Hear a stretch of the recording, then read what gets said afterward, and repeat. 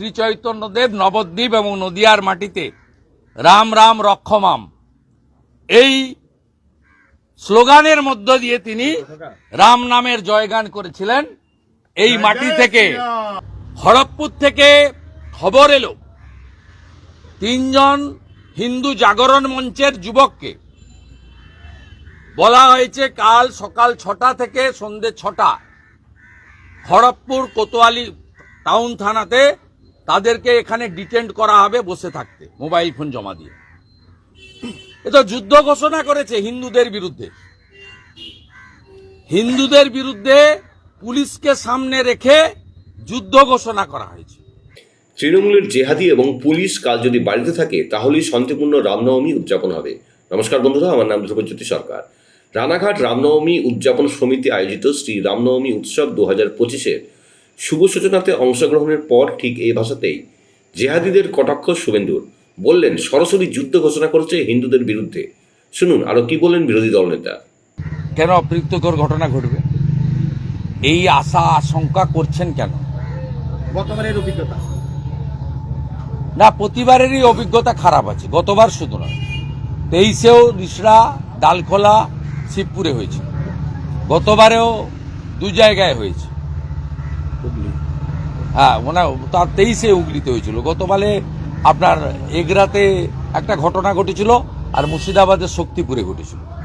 তার আগের বারে হুগলি, রিসড়া, ডালখোলা, উত্তর দিনাজপুর এবং শিবপুরে। বিষয়টা হচ্ছে কেন হবে। কয়েকদিন আগে মুসলিম সম্প্রদায় ঈদ পালন করলেন, একটাও ঘটনা ঘটেনি। তার কারণ সনাতনীরা নিজ ধর্মে আস্থা রাখে, অপর ধর্মে শ্রদ্ধা রাখে। এটা স্বামী বিবেকানন্দের মন্ত্র। সনাতনীরা সহিষ্ণু। আমি তো বলছি তৃণমূলের জিহাদি এবং পুলিশ কাল যদি বাড়িতে থাকে তাহলেই শান্তিপূর্ণ রামনবমী উদযাপন হবে। এরা রাস্তায় থাকলেই সমস্যা তৈরি হবে। রামনবমী ভণ্ডুল করার জন্য কি কি করছে জানেন? 50 জন বিজেপির যুব নেতা ডালখোলাতে, তাদেরকে আজকে নোটিশ দেওয়া হয়েছে, ম্যাজিস্ট্রেটের নোটিশ। 1 লক্ষ টাকার বন্ড লিখতে হবে। ডালখোলাতে 23 সালে জিহাদিরা হামলা করেছিল হিন্দুদের উপরে রামনবমীতে। 17 জন জিহাদি আমার করা এনআইএ মামলায় গ্রেপ্তার হয়েছে। অথচ সেখানকার হিন্দু যুবকদেরকে তাদেরকে 1 লক্ষ টাকার বন্ড দিতে হচ্ছে।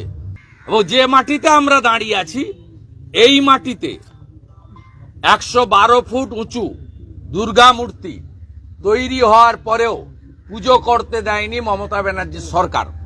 অথচ উত্তর 24 পরগনায় 110 ফুট উঁচু মূর্তি পুজোর অনুমোদন পেয়েছে তৃণমূল কংগ্রেসের এক কাউন্সিলরের পুজো। এদের যে মানসিকতা এটাতেই খুব পরিষ্কার।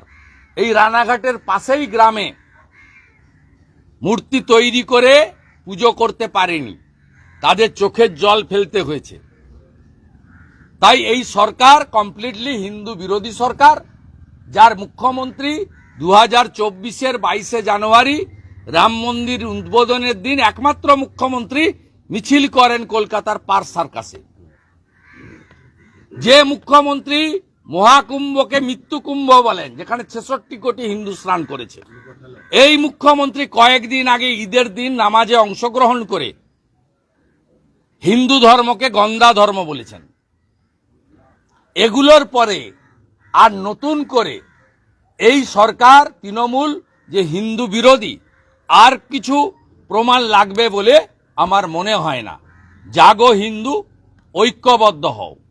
হিন্দু যদি বাঁচতে চাও বিভেদ ভুলে এক হও। সরস্বতী পূজায় শক্তি দেখিয়েছ, কালকে শক্তি দেখাও। বন্ধুরা, ভিডিওটি ভালো লাগলে দয়া করে লাইক শেয়ার করে দেবেন, আমাদের পেজটা ফলো করে নেবেন আর আপনার মতামত কমেন্ট করে অবশ্যই জানান। ধন্যবাদ।